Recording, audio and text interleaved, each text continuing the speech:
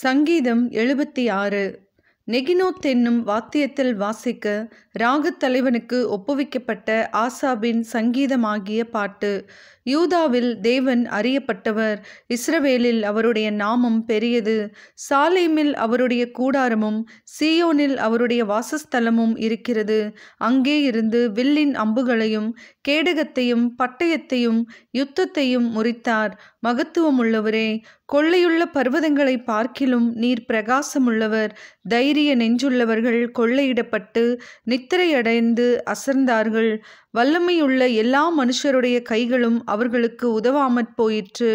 யாக்கோபின் தேவனே, உம்முடைய கண்டிதத்தினால் இரதங்களும் குதிரைகளும் உறங்கி விழுந்தது. நீரே பயங்கரமானவர். உமது கோபம் மூழும்போது உமக்கு முன்பாக நிற்பவன் யார்? நியாயம் விசாரிக்கவும் பூமியில் சிறுமைப்பட்டவர்கள் யாவரையும் இரட்சிக்கவும் தேவரீர் எழுந்தருளின போது வானத்திலிருந்து நியாயத்தீர்ப்பு கேட்க பண்ணினீர். பூமி பயந்து அமர்ந்தது. மனுஷனுடைய கோபம் உமது மகிமையை விளங்க பண்ணும். மிஞ்சும் கோபத்தை நீர் அடக்குவீர். பொருத்தனை பண்ணி அதை உங்கள் தேவனாகிய கர்த்தருக்கு நிறைவேற்றுங்கள். அவரை சூழ்ந்திருக்கிற அனைவரும் பயங்கரமானவருக்கு காணிக்கைகளை கொண்டு வர கடவர்கள். பிரபுக்களின் ஆவியை அடக்குவார். பூமியின் ராஜாக்களுக்கு அவர் பயங்கரமானவர். சங்கீதம் 77. எதுத்தூன் என்னும் ராகத்தலைவனுக்கு ஒப்புவிக்கப்பட்ட ஆசாபின் சங்கீதம். நான் தேவனை நோக்கி என் சத்தத்தை உயர்த்தி கெஞ்சினேன். என் சத்தத்தை தேவனிடத்தில் உயர்த்தினேன். அவர் எனக்கு செவி கொடுத்தார். என் ஆபத்து நாளில் ஆண்டவரை தேடினேன். இரவிலும் என் கை தளராமல் விரிக்கப்பட்டிருந்தது. என் ஆத்துமா ஆறுதல் அடையாமற் போயிற்று. நான் தேவனை நினைத்த போது அலறினேன். நான் தியானிக்கும் போது என் ஆவி தொய்ந்து போயிற்று. நான் தூங்காதபடி என் கண்ணிமைகளை பிடித்திருக்கிறீர். நான் பேச மாட்டாதபடி சஞ்சலப்படுகிறேன். பூர்வ நாட்களையும் ஆதி காலத்து வருஷங்களையும் சிந்திக்கிறேன். காலத்தில் என் சங்கீதத்தை நான் நினைத்து என் இருதயத்தோடே சம்பாஷித்து கொள்ளுகிறேன். என் ஆவி ஆராய்ச்சி செய்தது. ஆண்டவர் நித்திய காலமாய் தள்ளி விடுவாரோ? இனி ஒருபோதும் தயை செய்யாதிருப்பாரோ? அவருடைய கிருபை முற்றிலும் அற்று போயிற்றோ? வாக்குத்தத்தமானது தலைமுறை தலைமுறைக்கும் ஒளிந்து போயிற்றோ? தேவன் இரக்கம் செய்ய மறந்தாரோ? கோபத்தினாலே தமது உருக்கமான இரக்கங்களை அடைத்து கொண்டாரோ என்றேன். அப்பொழுது நான், இது என் பலவீனம். ஆனாலும் உன்னதமானவருடைய வலது கரத்திலுள்ள வருஷங்களை நினைவு கூறுவேன். கர்த்தருடைய செய்கைகளை நினைவு கூறுவேன். உம்முடைய பூர்வ காலத்து அதிசயங்களையே நினைவு கூறுவேன். உம்முடைய கிரியைகளை எல்லாம் தியானித்து உம்முடைய செயல்களை யோசிப்பேன் என்றேன். தேவனே, உமது வழி பரிசுத்த ஸ்தலத்தில் உள்ளது. நம்முடைய தேவனைப் போல பெரிய தேவன் யார்? அதிசயங்களை செய்கிற தேவன் நீரே.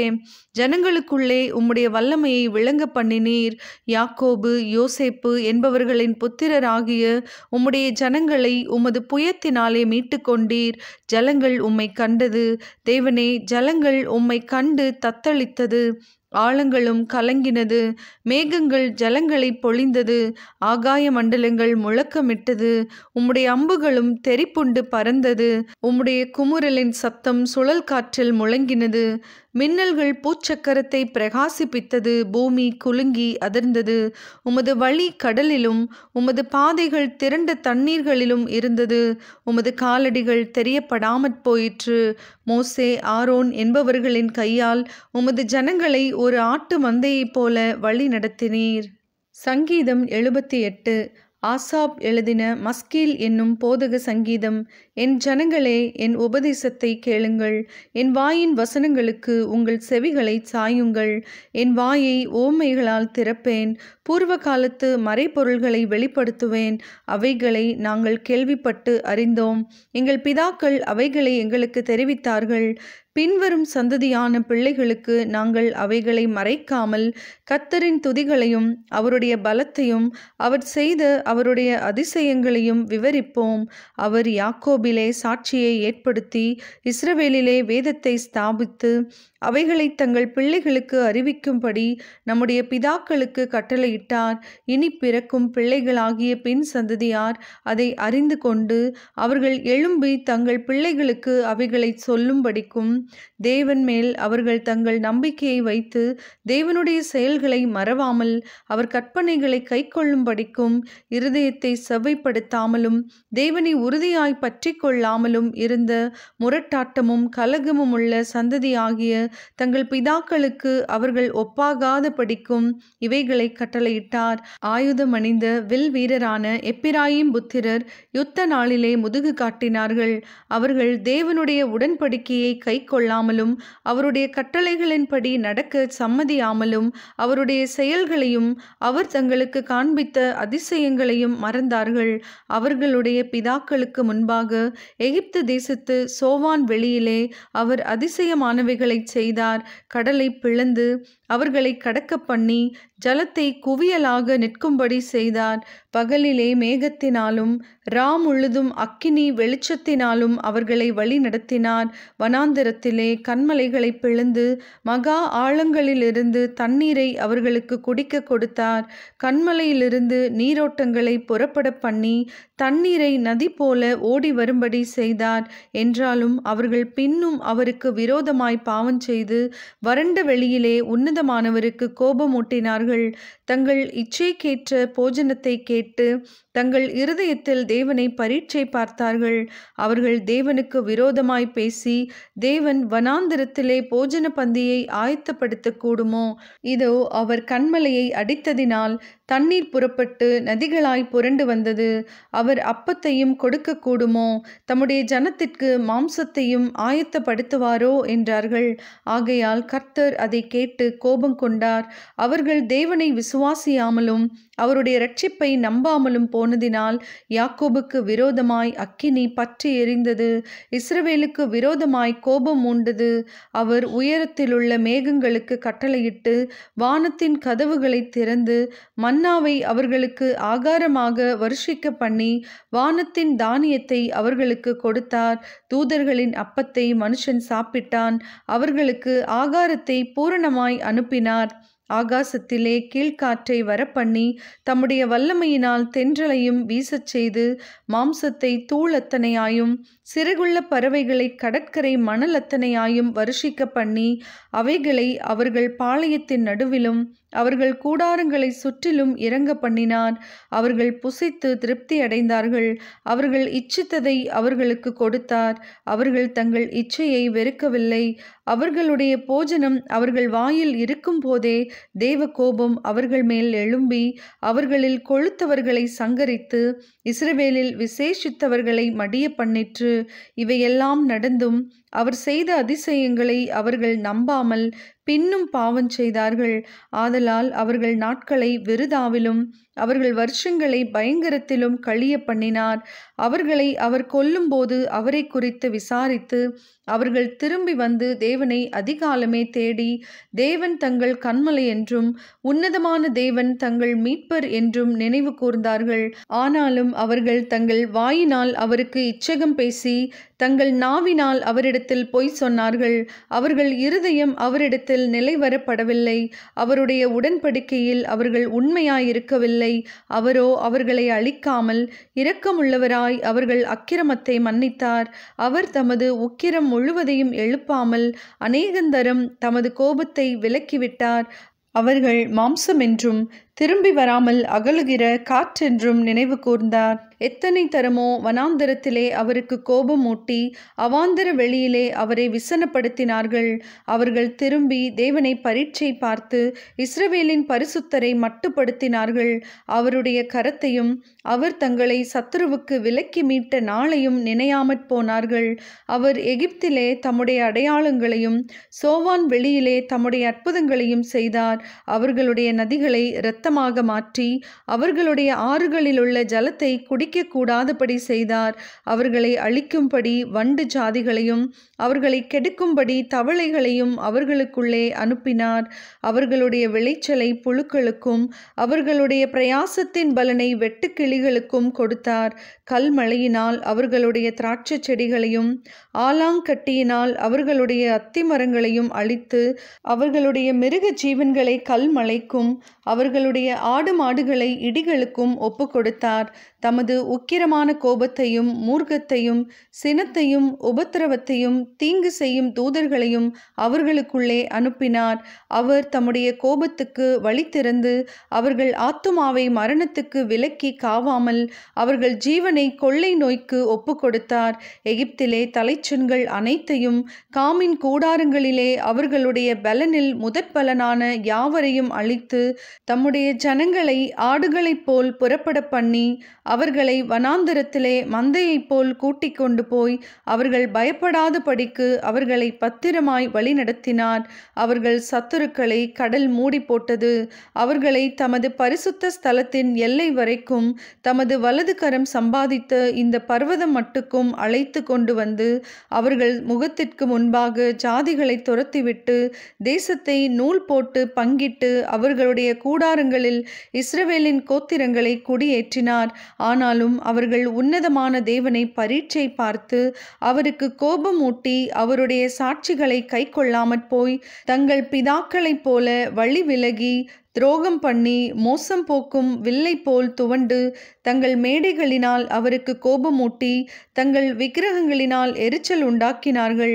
தேவன் அதை கேட்டு உக்கிரமாகி இஸ்ரவேலை மிகவும் வெறுத்து தாம் மனுஷருக்குள்ளே போட்ட கூடாரமாகிய சீலோவிலுள்ள வாசஸ்தலத்தை விட்டு விலகி தமது பலத்தை சிறையிருப்புக்கும் தமது மகிமையை சத்ருவின் கைக்கும் ஒப்பு கொடுத்து தமது ஜனத்தை பட்டயத்துக்கு இரையாக்கி தமது சுதந்திரத்தின் மேல் கோபம் கொண்டார். அவர்கள் வாலிபரை அக்கினி பட்சித்தது. அவர்கள் கன்னியா ஸ்திரீகள் வாழ்க்கைப்படாதிருந்தார்கள். அவர்களுடைய ஆசாரியர்கள் பட்டயத்தால் விழுந்தார்கள். அவர்களுடைய விதவைகள் அளவில்லை. அப்பொழுது ஆண்டவர் நித்திரை தெளிந்தவனைப் போலவும் திராட்சரசத்தால் கெம்பீரிக்கிற பராக்கிரமசாலியைப் போலவும் விழித்து தம்முடைய சத்துருக்களை பின்புறமாக அடித்து அவர்களுக்கு நித்திய நிந்தையை வரப்பண்ணினார். அவர் யோசேப்பின் கூடாரத்தை புறக்கணித்தார். எப்பிராயிம் கோத்திரத்தை அவர் தெரிந்து கொள்ளாமல் யூதா கோத்திரத்தையும் தமக்கு பிரியமான சீயோன் பர்வதத்தையும் தெரிந்து கொண்டார். தம்முடைய பரிசுத்த ஸ்தலத்தை மலைகளைப் போலவும் என்றைக்கும் நிற்கும்படி தாம் அஸ்திபாரப்படுத்தின பூமியைப் போலவும் கட்டினார். தம்முடைய தாசனாகிய தாவீதை தெரிந்து கொண்டு ஆட்டு தொழுவங்களிலிருந்து அவனை எடுத்தார். கருவலாடுகளின் பின்னாக திரிந்த அவனை தம்முடைய ஜனமாகிய யாக்கோபையும் தம்முடைய சுதந்திரமாகிய இஸ்ரவேலையும் மேய்ப்பதற்காக அழைத்து கொண்டு வந்தார். இவன் அவர்களை தன் இருதயத்தின் உண்மையின்படியே மேய்த்து தன் கைகளின் திறமையினால் அவர்களை நடத்தினான். சங்கீதம் 79. ஆசாபின் சங்கீதம். தேவனே, புறஜாதியார் உமது சுதந்திரத்தில் வந்து உமது பரிசுத்த ஆலயத்தை தீட்டுப்படுத்தி எருசலேமை மண்மேடுகளாக்கினார்கள். உமது ஊழியக்காரரின் பிரேதங்களை ஆகாயத்து பறவைகளுக்கும் உமது பரிசுத்தவான்களின் மாம்சத்தை பூமியின் மிருகங்களுக்கும் இரையாக கொடுத்தார்கள். எருசலேமை சுற்றிலும் அவர்களுடைய இரத்தத்தை தண்ணீரைப் போல சிந்தினார்கள். அவர்களை அடக்கம் பண்ணுவாரும் இல்லை. எங்கள் அயலாருக்கு நிந்தையையும் எங்கள் சுற்றுப்புறத்தாருக்கு பரியாசமும் சக்கந்தமும் ஆனோம். எதுவரைக்கும் கர்த்தாவே, நீர் என்றைக்கும் கோபமாயிருப்பீரோ? உம்முடைய எரிச்சல் அக்கினியைப் போல் எரியுமோ? உம்மை அறியாத ஜாதிகள் மேலும் உமது நாமத்தை தொழுது கொள்ளாத ராஜ்யங்கள் மேலும் உம்முடைய உக்கிரத்தை ஊற்றிவிடும். அவர்கள் யாக்கோபை பட்சித்து அவன் குடியிருப்பை பாழாக்கினார்களே. பூர்வ காலத்து அக்கிரமங்களை எங்களுக்கு விரோதமாக நினையாதேயும். உம்முடைய இரக்கங்கள் சீக்கிரமாய் எங்களுக்கு நேரிடுவதாக. நாங்கள் மிகவும் தாழ்த்தப்பட்டு போனோம். எங்களை இரட்சிக்கும் தேவனே, நீர் உமது நாமத்தின் மகிமையின் நிமித்தம் எங்களுக்கு உதவி செய்து உமது நாமத்தின் நிமித்தம் எங்களை விடுவித்து எங்கள் பாவங்களை நிவர்த்தியாக்கும். அவர்களுடைய தேவன் எங்கே என்று புறஜாதிகள் சொல்வானேன்? இந்த ஊழியக்காரருடைய சிந்துண்ட இரத்தத்தின் பழிவாங்குதல் ஜாதிகளுக்குள்ளே எங்கள் கண்களுக்கு முன்பாக விளங்கும்படி செய்யும். கட்டுண்டவனுடைய பெருமூச்சு உமக்கு முன்பாக வரட்டும். கொலைக்கு நியமிக்கப்பட்டவர்களை உமது புயத்தினால் உயிரோடே காத்தருளும். ஆண்டவரே, எங்கள் அயலார் உம்மை நிந்தித்த நிந்தையை ஏழெத்தனையாக அவர்கள் மடியிலே திரும்ப பண்ணும். அப்பொழுது உம்முடைய ஜனங்களும் உம்முடைய மேய்ச்சலின் ஆடுகளுமாகிய நாங்கள் உம்மை என்றென்றைக்கும் புகழுவோம். தலைமுறை தலைமுறையாக உமது துதியை சொல்லி வருவோம். சங்கீதம் 80. சாட்சி விளங்கும்படி சோஷானீம் எடுத் என்னும் வாத்தியத்தில் வாசிக்க ராகத் தலைவனுக்கு ஒப்புவிக்கப்பட்ட ஆசாபின் சங்கீதம். இஸ்ரவேலின் மேய்ப்பரே, யோசேப்பை ஆட்டு மந்தையைப் போல் நடத்துகிறவரே, செவிகொடும். கேருபீன்கள் மத்தியில் வாசம் பண்ணுகிறவரே, பிரகாசியும். எப்பிராயீம், பென்யமீன், மனாசே என்பவர்களுக்கு முன்பாக நீர் உமது வல்லமையை எழுப்பி எங்களை இரட்சிக்க வந்தருளும். தேவனே, எங்களை திருப்பிக் கொண்டு வாரும். உமது முகத்தை பிரகாசிக்க பண்ணும், அப்பொழுது இரட்சிக்கப்படுவோம். சேனைகளின் தேவனாகிய கர்த்தாவே, உமது ஜனத்தின் விண்ணப்பத்துக்கு விரோதமாய் நீர் எதுவரைக்கும் கோபம் கொள்வீர்? கண்ணீராகிய அப்பத்தை அவர்களுக்கு போஜனமாகவும் மிகுதியான கண்ணீரையே அவர்களுக்கு பானமாகவும் கொடுத்தீர். எங்கள் அயலாருக்கு எங்களை வழக்காக வைக்கிறீர். எங்கள் சத்துருக்கள் எங்களை பரியாசம் பண்ணுகிறார்கள். சேனைகளின் தேவனே, எங்களை திருப்பிக் கொண்டு வாரும்.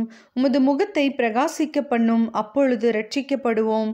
நீர் எகிப்திலிருந்து ஒரு திராட்சை கொடியை கொண்டு வந்து ஜாதிகளை துரத்திவிட்டு அதை நாட்டினீர். அதற்கு இடத்தை ஆயத்தப்படுத்தினீர். அது வேரூன்றி தேசமெங்கும் படர்ந்தது. அதன் நிழலால் மலைகளும் அதன் கிளைகளால் திவ்யமான கேதுருக்களும் மூடப்பட்டது. அது தன் கொடிகளை சமுத்திரமட்டாகவும் தன் கிளைகளை நதிமட்டாகவும் படரவிட்டது. இப்பொழுதோ வழி நடக்கிற யாவரும் அதை பறிக்கும்படியாக அதன் அடைப்புகளை ஏன் தகர்த்து போட்டீர்? காட்டுப்பன்றி அதை உழுது போடுகிறது. வெளியின் மிருகங்கள் அதை மேய்ந்து போடுகிறது. சேனைகளின் தேவனே, திரும்பி வாரும். வானத்திலிருந்து கண்ணோக்கி பார்த்து இந்த திராட்சை செடியை விசாரித்தருளும். உம்முடைய வலது கரம் நாட்டின கொடியையும் உமக்கு நீர் திடப்படுத்தின கிளையையும் கடாட்சித்தருளும். அது அக்கினியால் சுடப்பட்டும் வெட்டுண்டும் போயிற்று. உம்முடைய முகத்தின் பயமுறுத்தலால் அழிந்து போகிறார்கள். உமது கரம் உமது வலது பாரிசத்து புருஷன் மீதிலும் உமக்கு நீர் திடப்படுத்தின மனுஷகுமாரன் மீதிலும் இருப்பதாக. அப்பொழுது உம்மை விட்டு பின்வாங்க மாட்டோம். எங்களை உயிர்ப்பியும், அப்பொழுது உமது நாமத்தை தொழுது கொள்ளுவோம். சேனைகளின் தேவனாகிய கர்த்தாவே, எங்களை திருப்பிக் கொண்டு வாரும். உமது முகத்தை பிரகாசிக்க பண்ணும், அப்பொழுது இரட்சிக்கப்படுவோம்.